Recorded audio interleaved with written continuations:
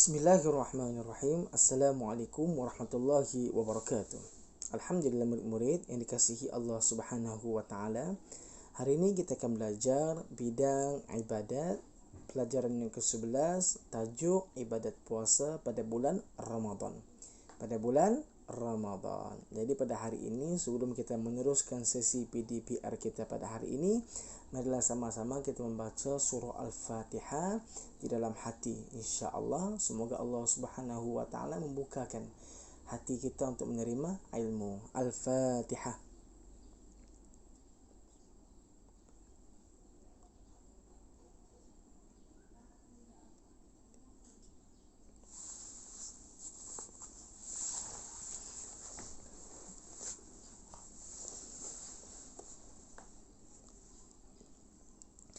Amin ya rabbal alamin. Jadi alhamdulillah hari ini buka muka surat 115.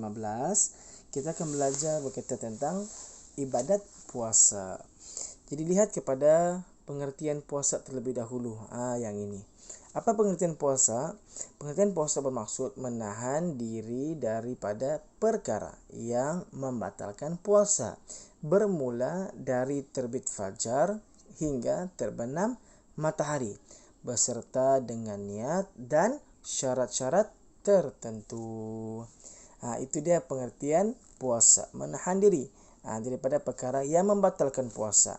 Selalunya yang kita faham daripada makan dan minum, kan? Tapi bukan hanya makan dan minum, tetapi ada lagi perkara-perkara yang boleh membatalkan puasa kita. Selepas ini kita akan tengok apakah dia perkara-perkara yang disebutkan sebagai membatalkan puasa. Lihat kepada hukum pula. Kita tengok hukum sini. Hukum berpuasa ialah wajib kepada orang yang cukup syarat. Maksudnya di sini kalau seseorang itu sudah cukup syaratnya, tetapi jika dia tidak berpuasa maka hukumnya berdosa. Maksudnya di sini hukum berpuasa bagi yang cukup syarat hukumnya ialah wajib. Hukumnya wajib. Info di sini kita tengok pula. Ibadat puasa telah disyariatkan pada tahun kedua Hijrah. Iaitu pada tahun kedua Hijrah, Nabi berhijrah daripada Mekah ke Madinah. Kita sudah selesai berkaitan tentang pengertian puasa. Kita sudah selesai tentang hukum puasa. Dan kita sudah selesai sedikit info berkaitan tentang puasa, iaitu disyariatkan pada tahun kedua Hijrah. Murid-murid, ada soalan sampai sini? Kalau ada soalan nanti boleh terus murid-murid PM Muadib ataupun guru-guru yang mengajar subjek pendidikan Islam. Kita tengok sini pula. Kita kecilkan sikit. Ini puasa merehatkan sistem pencernaan. Tengok sini, sistem pencernaan manusia. Kita bermula dengan mulut, lepas tu kita makan masuk kerongkong, lepas tu perut, lepas tu usus kecil dan usus besar. Kita tengok sini pencerahan daripada gambar tersebut. Sistem pencernaan bermula daripada mulut hingga usus. Fungsi organ pencernaan saling berkaitan. Antaranya termasuklah menerima dan mencernakan makanan, menyerap zat ke dalam aliran darah, serta membuat bahan yang tidak dapat membuang bahan yang tidak dapat dicernakan. Sistem ini adalah sistem pencernaan kita. Jadi bermula daripada mulut hinggalah ke usus besar tadi. Terdapat juga organ lain seperti hati yang berhubung dengan organ pencernaan. Pankreas pula menghasilkan enzim pencernaan. Empedu perlu untuk membantu pencernaan dan penyerapan lemak. Nampak kita punya organ ni, betapa Allah Subhanahu wa taala mencipta organ kita ni ada fungsinya tersendiri dan ada tugasnya tersendiri. Hebat kan Allah? Masya Allah, hebat. Hebatnya Allah. Kita sambung. Ketika berpuasa, bebanan makanan berkurang dalam badan. Proses mengecil pula dia. Proses penyatu Penyatoksidaan, muadib pun hampir-hampir susah membaca. Penyatoksidaan, berarti pembuang toksid yang berlaku melapangkan sumbatan di dinding saluran makanan dan pernafasan serta membekalkan oksigen yang cukup kepada sel-sel dalam badan kita. Jadi hikmah berpuasa ini dia menyebabkan kita punya organ pencernaan rehat. Bukan kita puasa tidak makan langsung murid-murid, tidak. Kita hanya berpuasa, kita ulang semula. Kita berpuasa daripada terbit fajar hingga terbenam matahari. Okey. Kita tengok pula muka surat 116. 116. Di sini kita disebutkan kita dilihatkan proses berpuasa dan dalil nakli puasa dan syarat-syarat wajib berpuasa. Tengok sini. Kita tengok dulu masa kita berpuasa. Gambar yang pertama, kita bersahur. Sahur kita jam berapa? Jam 7 pagi? Silap, bukan jam 7 pagi, itu sarapan namanya. Sahur ini berlaku sebelum subuh. Lepas kita bersahur, perkara yang kedua, kita menjauhi perkara-perkara yang boleh membatalkan puasa. Dan proses yang ketiga yang berlaku, di samping kita menjauhi perkara-perkara yang membatalkan puasa, kita mengelakkan diri daripada perkara-perkara yang mengurangkan pahala puasa.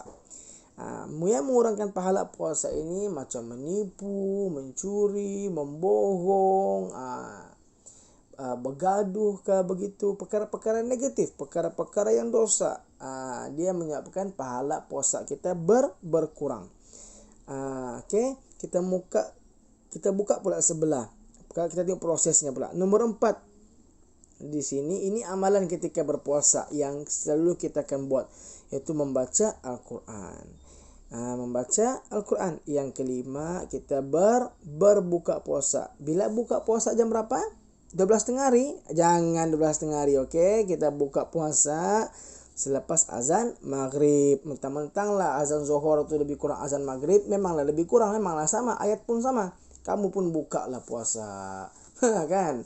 Pak, kenapa zuhur tu macam maghrib? Pak, dia punya azan memanglah macam maghrib, sebab maghrib sama aja azan dia. Tidak ada perbezaan dari segi azan, kecuali azan subuh dia ada tambahan ayat di situ. Dan yang keenam, kebiasaan pada bulan Ramadan yang tidak berlaku pada bulan-bulan yang lain, iaitu solat tarawih. Jadi nampak tak dia punya perjalanan proses kita berpuasa tu tadi, begitu. Kembali ke muka surat yang 116. Kita baca pula dalil nakli berpuasa. Kita zoomkan sikit supaya kita nampak dengan jelas. Sama-sama murid. A'udzubillahi minasyaitonirrajim. Ya ayyuhalladzina amanu kutiba alaikumussyiyam kama kutiba 'alal ladzina min qablikum la'allakum tattaqun. Surah Al-Baqarah ayat 183. Maksudnya, wahai orang yang beriman, kamu diwajibkan berpuasa sebagaimana yang diwajibkan atas orang yang dahulu daripada kamu, supaya kamu bertakwa. Bertakwa. Bertakwa kepada siapa? Bertakwa kepada Allah Subhanahu wa taala. Jadi itulah dalil nakli yang digunakan sebagai hujah yang mewajibkan puasa kepada kita. Okey, pada bulan Ramadan sahaja wajib berpuasa pada bulan Ramadan. Bulan-bulan lain hukumnya sunat. Tetapi ada juga yang diwajibkan berpuasa jika ada nazar yang wajib untuk dilaksaikan, maka dia wajiblah. Tapi hari ini kita membicarakan berkaitan tentang puasa pada bulan Ramadan. Okey. Perhatikan apakah syarat wajib puasa. Syarat wajib puasa. Yang pertama, dia mesti Islam. Dia mesti Islam. Maka bila seseorang itu Islam, maka dia wajib untuk berpuasa. Tapi adakah cukup hanya Islam sahaja? Tidak. Kita tengok syarat yang kedua, iaitu berakal. Dia mesti berakal. Orang gila tidak boleh berpuasa, tidak wajib dia berpuasa. Berakal ni macam mana? Macam kita lah, yang boleh membezakan mana baik mana buruk, yang memang tahu mana yang orang cakap memang kita tahulah. Kita tahu kalau dalam keadaan kita berbogel tu kita malu, itu kita tahulah, kita berakal lah. Tapi kalau kita laporan kita bogel pun kita tidak malu, kita jalan sana sini, itu sudah dipanggil kurang siuman ataupun gila. Maka apabila berlaku begitu, dia tidak wajib berpuasa. Yang berpuasa ini hanya orang berakal. Cukupkah hanya 2? Tidak. Kita tengok lagi, baligh. Apa dia baligh? Baligh ini ialah bagi seorang perempuan dia sudah datang haid. Bagi seorang lelaki dia sudah ihtilam, iaitu mimpi terkeluar air mani. Maka pada keadaan itu dia sudah diwajibkan berpuasa. Bagi yang belum balik, macam yang umur kalau perempuan biasanya umur 8 tahun ke bawah atau 9 tahun ke bawah, dia belum balik lagi, maka tidak wajib untuk dia berpuasa. Sama juga macam lelaki, kebiasaannya yang belum balik ni, macam umur yang 12 tahun ke bawah lagi ni, belum lagi ihtilam, belum lagi ada proses pembalighan itu, maka dia tidak diwajibkan berpuasa. Jangan pula kita suruh adik-adik kita yang baru tahun 1 berpuasa, biru nanti bibirnya, tidak cukup makan, tidak cukup minum, pingsan nanti, dia susah kita. Tapi kita mengajar dia berpuasa, betul. Memaksa mereka untuk berpuasa sehingga tidak mampu, akhirnya boleh menyebabkan perkara yang tidak diingini, macam pingsan lah, sakit lah, apalah, semua itu kita cuba elakkan. Cukupkah hanya baligh sahaja? Yang keempat ialah mampu berpuasa. Mampu berpuasa ni murid-murid, maksudnya dia mampu dalam keadaan bila dia berpuasa itu dia sehat dan dia tidak sakit. Contohnya kalau orang dia selalu ada penyakit yang disarankan oleh doktor, tapi ini bukannya kita saja-saja tidak mau puasa. Ini atas nasihat doktor, dan doktor yang menasihati itu mestilah dalam keadaan dia mengetahui bahawa berpuasa ini adalah wajib. Maksudnya doktor itu mestilah Muslim yang menyarankan untuk dia meninggalkan puasa, barulah kita boleh ikut untuk meninggalkan puasa. Maksudnya kita sudah tidak mampu untuk berpuasa. Contohnya macam orang tua-tua yang sudah ada berpenyakit, kena makan ubat, hari-hari kena makan ubat. Itu sudah jatuh hukumnya, dia tidak wajib untuk berpuasa. Tapi kalau macam kita ni yang masih kuat, masih dapat itu ini, maka hukumnya wajib untuk kita berpuasa. Jangan asal puasa gastrik, asal puasa gastrik. Tapi kalau tidak puasa ada gastrik pula. Ini kita mau tengok keadaannya. Kalau betul-betul gastrik, dapatkan nasihat doktor, dan doktor yang kasih nasihat itu mestilah memahami konsep berpuasa ini. Dalam arti kata lain, doktor itu mestilah seorang Muslim juga, dan wajib dia mengetahui benda tu wajib. Jadi 4 syarat ini tadi merupakan syarat kita, 4 syarat Islam, berakal, balik, mampu ni merupakan syarat wajib untuk kita berpuasa. Ada keempat-empat ini, maka wajiblah kita berpuasa. Salah satu tidak ada, maka tidak wajib untuk berpuasa. Begitu. Faham? Alhamdulillah. Sekarang kita pergi ke muka surat yang seterusnya. Kita perhatikan sini. Ini rukun puasa. Apa dia? Rukun puasa. Rukun puasa ni ada 2 sahaja. Yang pertama, niat puasa. Niat puasa hendaklah dilakukan pada malam hari hingga sebelum terbit fajar. Hendaklah dilakukan pada malam hari sehingga sebelum terbit fajar. Apa berlaku kalau kita tidak berniat puasa? Kita baru teringat pada waktu zuhur, alamak lupa, maknanya puasa kita tidak sah. Sebab puasa Ramadan kena didahului dengan niat yang dilakukan pada malam hari sebelum terbit fajar. Apakah lafaz puasa? Nawaitu sauma ghadin an adain fardhi syahri Ramadan. Hadhihi sanati lillahi ta'ala. Ada kan lagu tu, lagu nasyid tu, nawaitu sauma ghadin an ada'in fardhi ramadana hadhihi sanati lillahi ta'ala. Maksudnya sahaja aku berpuasa esok hari bagi menunaikan fardu pada bulan Ramadan tahun ini kerana Allah Ta'ala. Sahaja aku berpuasa esok hari bagi menunaikan fardu bulan Ramadan tahun ini kerana Allah Ta'ala. Dan niat ini wajibkah dilafazkan? Tidak wajib. Niat ini diletakkan di dalam hati kita. Tapi kena ada niat dalam hati solid yang kita ingin berpuasa pada esok hari. Apa dia solid? Itu tetap dan teguh.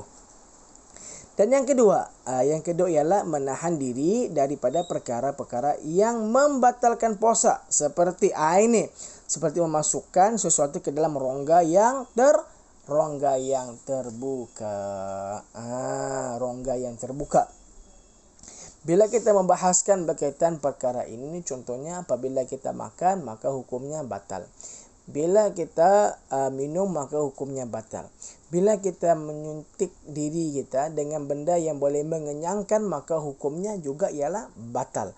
Bila kita memasukkan sesuatu ke dalam anggota rongga yang terbuka, contohnya kita memasukkan sesuatu ke dalam, contohnya perempuan, ke dalam anggota sulitnya, maka hukumnya juga batal. Begitu juga dengan lelaki, bila kita memasukkan, bila kita sengaja mengeluarkan air mani pada hari awal, pada siang hari pada bulan Ramadan, maka hukumnya juga batal. Jadi itu dari perkara-perkara yang boleh membatalkan puasa, termasuklah bersetubuh juga membatalkan puasa. Jadi murid-murid, jadi untuk ini, setakat ini sahaja sesi kita pada hari ini berkaitan tentang puasa Ramadan. Hari ini kita sudah cover daripada pengertian puasa, kita sudah cover hukum puasa, kita sudah cover ibadat puasa yang telah disyariatkan ini sejarah dia. Kita sudah cover berkaitan tentang hikmah secara ringkas tentang puasa, dan kita sudah cover berkaitan tentang dalil nakli, syarat-syarat wajib, perjalanan puasa, proses berpuasa ni kita sudah cover, alhamdulillah. Kan macam ni tadi ni, dan kita sudah cover rukun berpuasa. Jadi alhamdulillah, setakat ini sahaja sesi PDPR bersama Muadib. Insya-Allah kita jumpa lagi. Dan sebelum itu Muadib menyarankan kepada murid-murid, kalau ada persoalan maka tanyalah dengan guru-guru yang mengajar kamu. Dan kita boleh buat soal jawab bersama guru-guru. Jadi kalau tidak faham apa yang Muadib ajar ni, maka bolehlah bertanya dengan Muadib. Boleh tulis dalam komen YouTube Muadib, begitu. Boleh PM terus Muadib pun boleh. Jadi insya-Allah, assalamualaikum warahmatullahi wabarakatuh.